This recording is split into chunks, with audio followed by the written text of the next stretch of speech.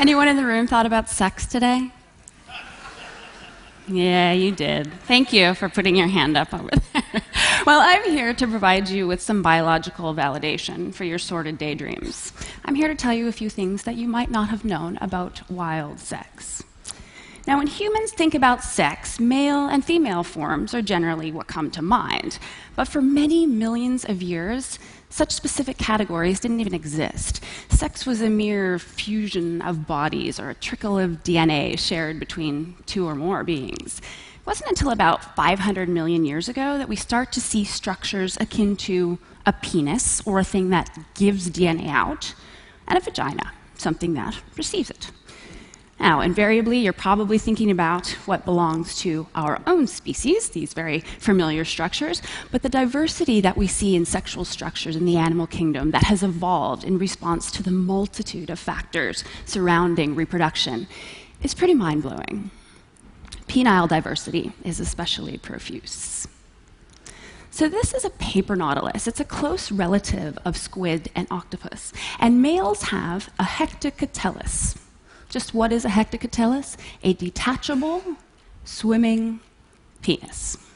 It leaves the male of the body, finds the female through pheromonal cues in the water, attaches itself to her body, and deposits the sperm. For many decades, biologists actually felt that the hectocotylus was a separate organism altogether.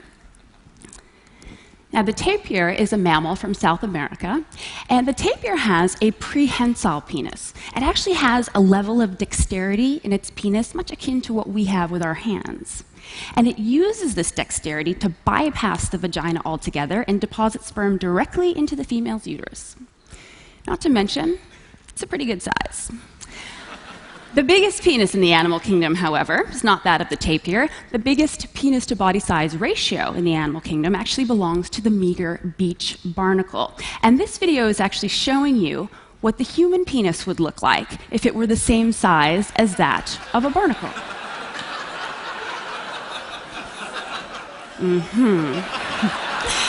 So with all of this diversity in structure, one might think then that penises are fitting neatly into vaginas all over the place for the purposes of successful reproduction. Simply insert part A into slot B, and we should all be good to go.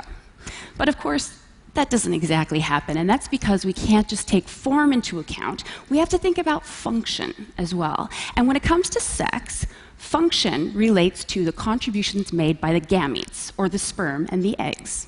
And these contributions are far from equal. Eggs are very expensive to make, so it makes sense for females to be very choosy about who she shares them with.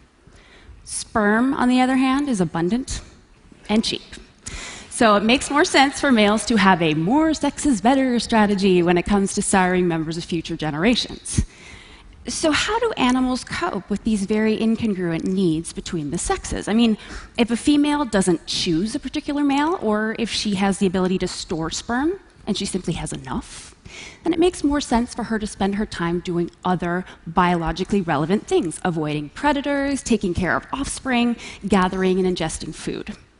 This is, of course, bad news for any male who has yet to make a deposit in her sperm bank, and this sets the scene for some pretty drastic strategies for successful fertilization. This is bedbug sex, and it's aptly termed traumatic insemination. Males have a spiked, barbed penis that they literally stab into the female, and they don't stab it anywhere near her vagina, they stab it anywhere in her body, and the sperm simply migrates through her hemolymph to her ovaries. If a female gets too many stab wounds, or if a stab wound happens to become infected, she can actually die from it. Now, if you've ever been out for a nice peaceful walk by the lake and happened to see some ducks having sex, you've undoubtedly been alarmed because it looks like gang rape. And quite frankly, that's exactly what it is. A group of males will grab a female, hold her down, and ballistically ejaculate their spiral-shaped penis into her corkscrew-shaped vagina over and over and over again, from flaccid to ejaculation in less than a second. Now, the female actually gets the last laugh, though, because she can actually manipulate her posture so as to allow the sperm of certain suitors better access to her ovaries. I like to share stories like this with my audiences because, yeah, we humans, we tend to think sex is fun, sex is good, there's romance, and there's orgasm. But orgasm didn't actually evolve until about 65 million years ago with the advent of mammals. Some animals had it going on quite a bit before that. There are some more primitive ways of pleasing one's partner. Earwig males have either really large penile appendages or really small ones. It's a very simple, genetically inherited trait, and the males are not otherwise any different. Those that have long penile appendages are not bigger or stronger or otherwise any different at all. So, going back to our biological minds, then we might think that females should choose to have sex with the guys that have the shorter appendages, because she can use her time for other things, avoiding predators, taking care of young, finding and ingesting food. But biologists have repeatedly observed that females choose to have sex with the males that have the long appendages. Why do they do this? Well, according to the biological literature, during copulation, the genitalia of certain males may elicit more favorable female responses through superior mechanical or stimulatory interaction with the female reproductive tract. These are Mexican guppies, and what you see on their upper maxilla is an outgrowth of epidermal filaments, and these filaments basically form a fish mustache, if you will. Now, males have been observed to prod the female's genital opening prior to copulating with her, and in what I have lovingly termed the Magnum PI hypothesis, females are overwhelmingly more likely to be found with males that have these fish mustaches. A little guppy porn for you right there. So we've seen very different strategies that males are using when it comes to winning a female partner. We've seen a coercion strategy in which sexual structures are used in a forceful way to basically make a female have sex. We've also seen a titillation strategy where males are actually pleasing their female partners into choosing them as a sex partner. Now, unfortunately, in the animal kingdom, it's the coercion strategy that we see time and time again. It's very common in many phyla, from invertebrates to avian species, mammals, and of course, even in primates. Now, interestingly, there are a few mammalian species in which females have evolved specialized genitalia that doesn't allow for sexual coercion to take place. Female elephants and female hyenas have a penile clitoris, or an enlarged clitoral tissue that hangs externally, much like a penis. And in fact, it's very difficult to sex these animals by merely looking at their external morphology. So before a male can insert his penis into a female's vagina, she has to take this penile clitoris and basically inside out it in her own body. I mean, imagine putting a penis into another penis. It's simply not going to happen unless the female is on board with the action. Now, even more interesting is the fact that elephant and hyena societies are entirely matriarchal.